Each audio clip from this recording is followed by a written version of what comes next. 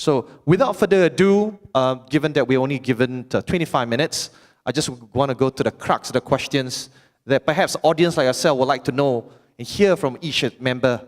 So what I might do is just to set the scene is that I'll raise a couple of questions for each one of you. Feel free to chip in. This is supposed to elicit a healthy debate, provide your sort of perspective to the audience here. So perhaps maybe I'll start with no order of priorities. I'll start with John first. John, I think for the audience here, in your perspective, what are the sort of, when you start looking at blockchain projects, what are the key criteria or factors that you looked at in investing in blockchain? And given that we have 6 panelists, perhaps we can try to do it within 2 to 3 minutes to allow more questions. Thank you. Thanks, John, and thank you for your presentation yesterday, by the way, which I thought was absolutely superb. So we're a venture investor, and venture investment is a very simple business. We give you $1 and we want back 10. It's very, very simple. Nothing changes when we're investing in blockchain. Nothing changes when we're investing in crypto. We put money across, we want money back. Now, here's the important part, and here's the distinction between an ICO and typical venture investing. Some people jokingly refer to ICOs as venture capital for people under 30. I'm certainly not under 30, but I can relate to the attraction of ICOs. However, here's the problem with ICOs that relative to traditional venture investing. When I invest $1 in your company and I want back 10, there are certain legal arrangements that we have in place that ensure that I do get back 10.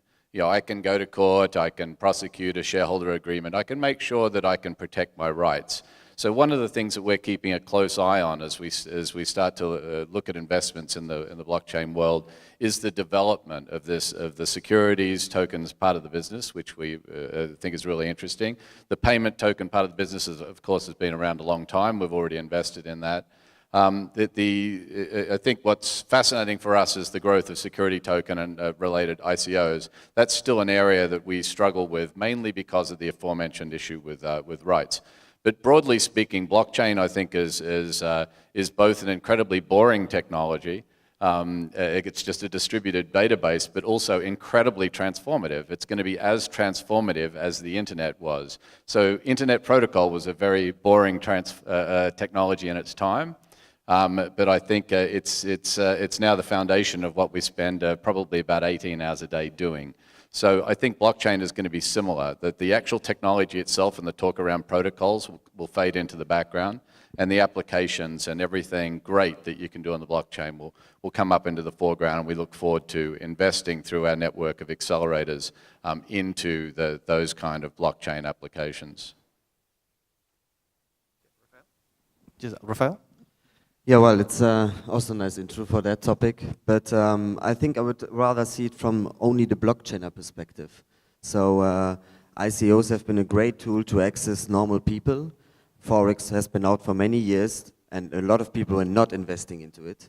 ICOs in the last 2 years made it possible for everyone to access it with small amount of money. So this was a nice thing. So at the end, it's a crowdfunding tool, for sure. And now we need to see how the changes are, because I also see there is evolution. Last year, this crowdfunding was quite popular, but there were also like scams, but also good projects. But if you have one bad story, you need 10 good stories to make it better. So this year, what I observe is that security tokens are getting into a real mass adoption again, because more ventures, more classical investors are now watching the topic, and they would like to get in. And I think this trend we need to observe, because I see that there are geographically differences in some continents. And yeah, so I think security tokens are a big topic right now in terms of investing with the ICO. So I think that what's interesting about this space for me is kind of thinking about why did this happen? So for a long time, it's been super hard for early stage businesses to get angel investment. And so you suddenly had this technology that enabled you to tokenize some kind of future right to a network, and very quickly people raised very large amounts of money. But it doesn't really change anything about the fact that you still need to go through the typical process of building an MVP, getting market validation, setting up your business for scaling, and build up your experience. And so you had this really unfortunate situation where you had people that didn't have the benefit of professional investors sitting on the board and kind of helping and coaching and mentoring that had access to a lot of money that suddenly didn't necessarily know what to do with that money. And so I think that what we'll find, and there is already some early data which suggests that a lot of the early tokenization in 2017 will end up being a failure because there was too much money too soon with people that were inexperienced with dealing with that kind of money instead of a phased capitalization. And so I think that what's going to happen, and I think this is frankly a learning experience. I don't think anybody's at fault.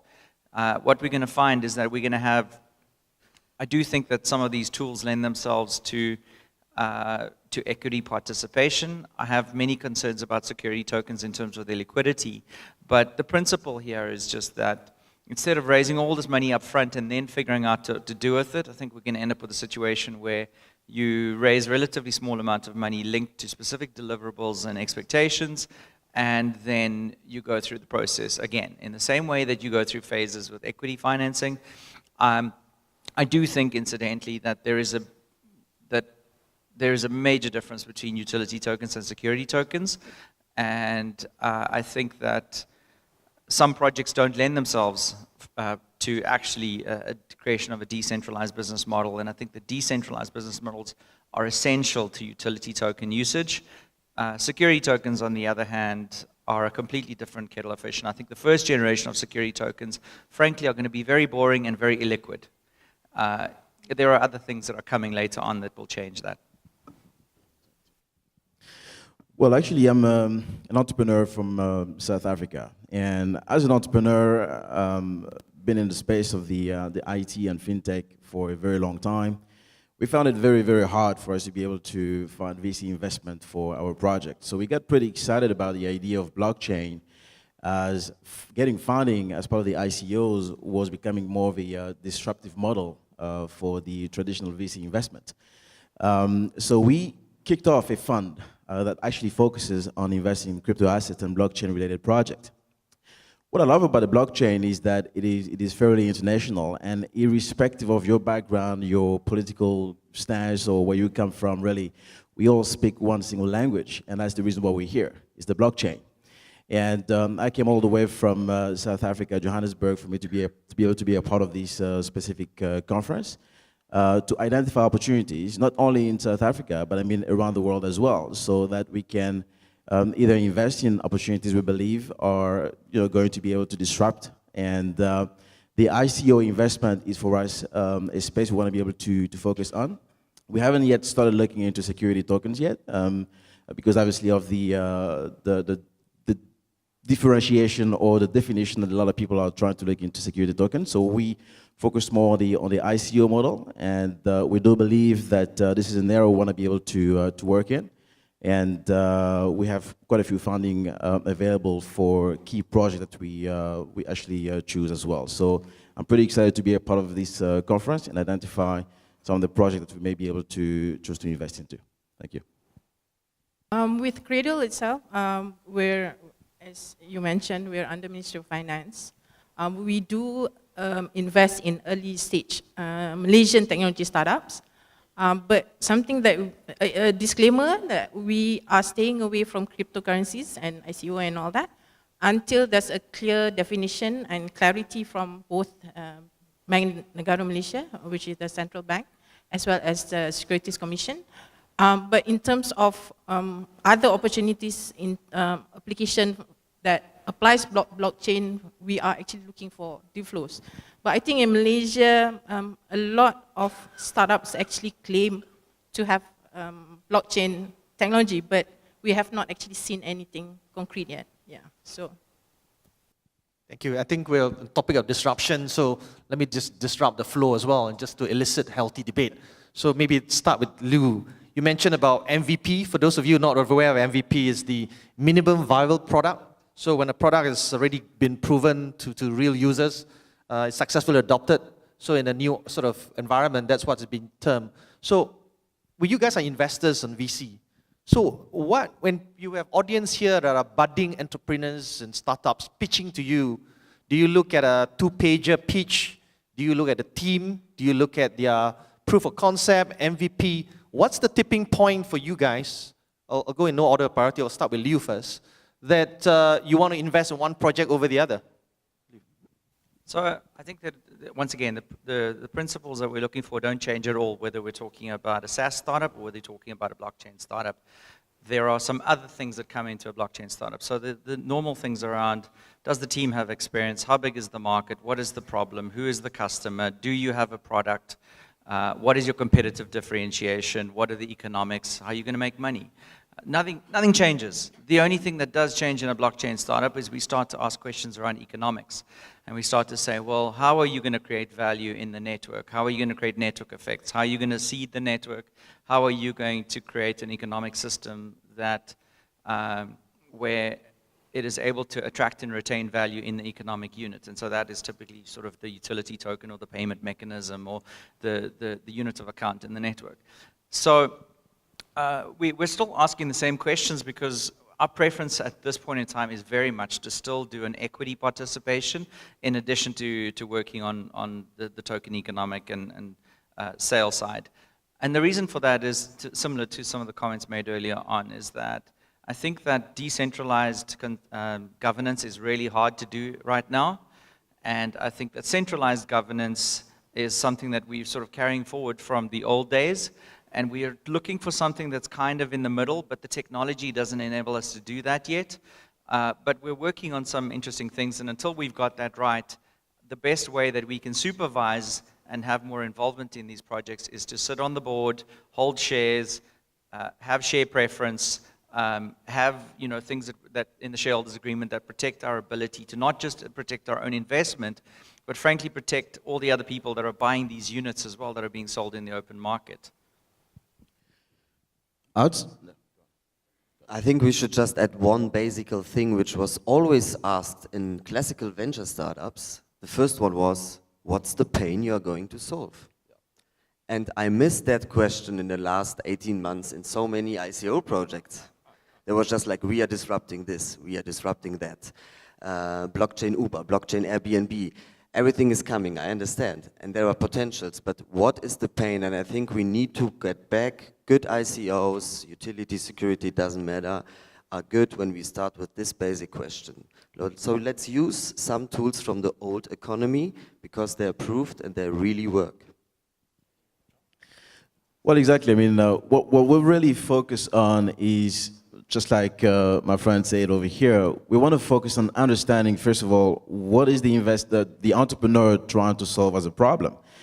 And ultimately, we look into the team as well. And most importantly, we look into the token distribution, all right? So it's very important for us to understand and to figure out exactly what are the pain points that you're trying to solve. Are you just trying to move your project in the blockchain because you believe that the blockchain is the sexy new thing that we all want to be able to go into? So first of all, we really dive into the team's expertise and the business model to understand whether it makes sense for you to move your project into the blockchain. And eventually, if it does, we'll look into the team's expertise and the token distribution. So how are you going to distribute the funds that you are going to collect as part of this specific project? And fundamentally, for us, what we do as well, we do believe that the success of each project cannot be achieved in a shorter period of time. So we kind of, very reasonable in the fact that the time frame it may take for this project to really take off could be in the region of 18 to 24 months, and sometimes even more. So we also look into that perspective as well to decide whether we want to be able to be a part of this project, or if it's a pass for us. Yes. Yeah, so we've actually developed a lot of technology and researched for a bit over 3 years what are the factors that go into a successful startup. So we've looked at 450,000 startups, which is more than anyone else has looked at.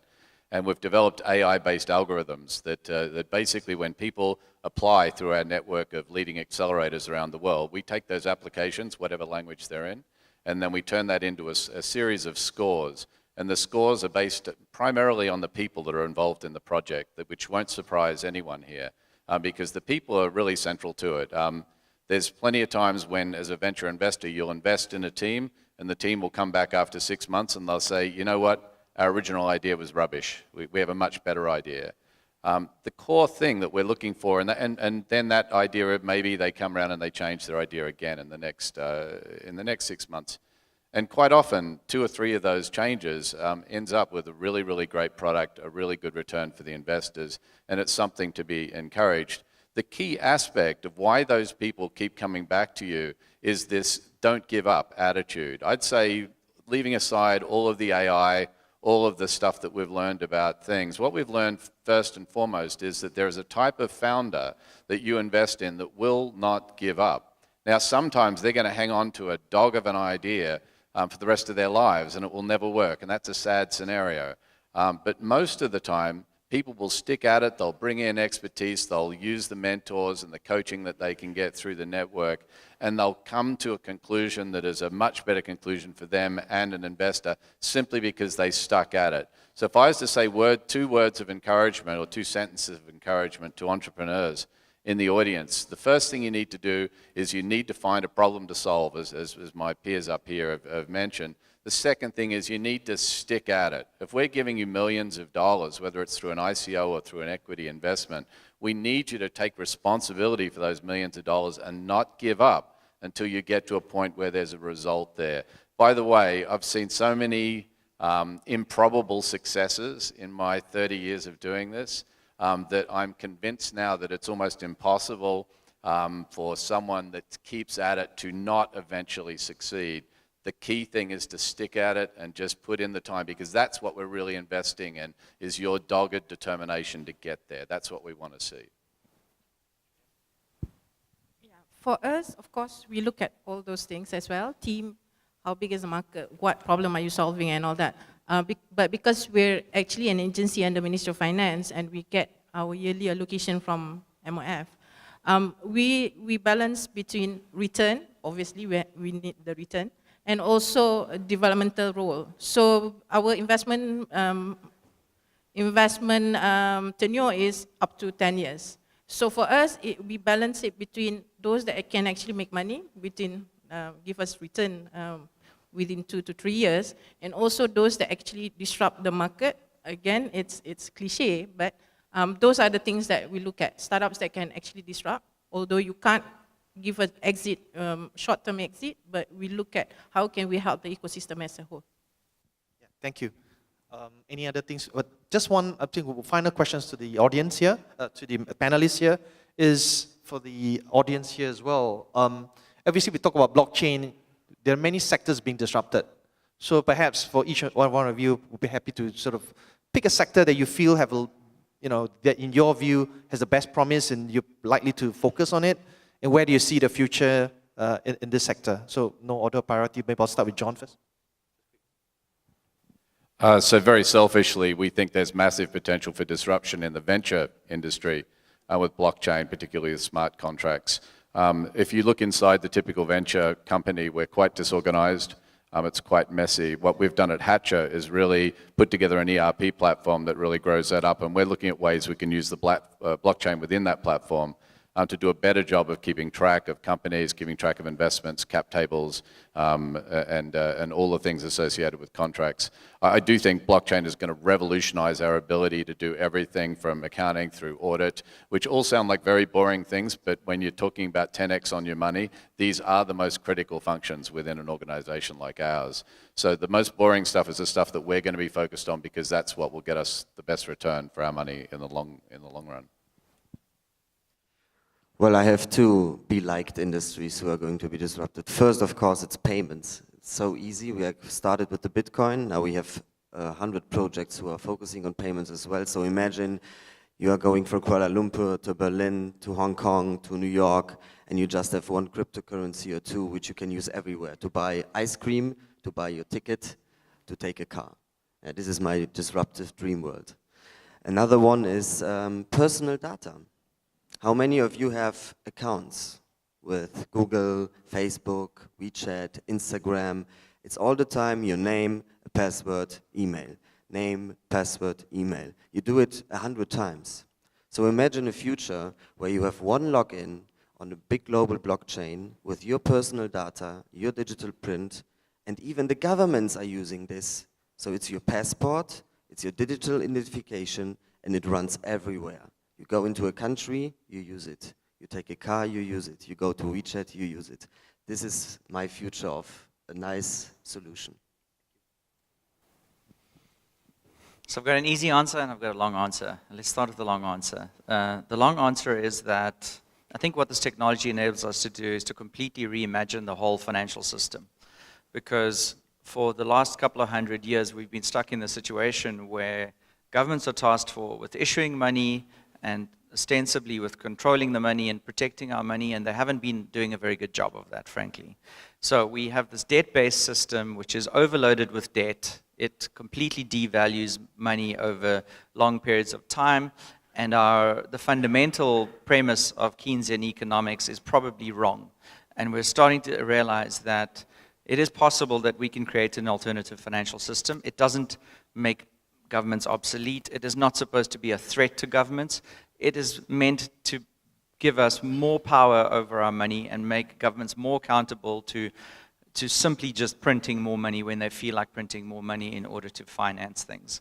And that's a completely different new way of thinking about things. And in addition, what these decentralized business models enable us to do is to coordinate economic activity in a decentralized peer-to-peer way, which means that in the future, you're not going to go to a middleman and perform a transaction and have a custodianship type of relationship. You're going to speak to somebody directly. You're going to deal with them directly. There is no bank in that scenario. There is no trusted relationship that the intermediary plays. And that's not supposed to be because we're trying to be anarchists.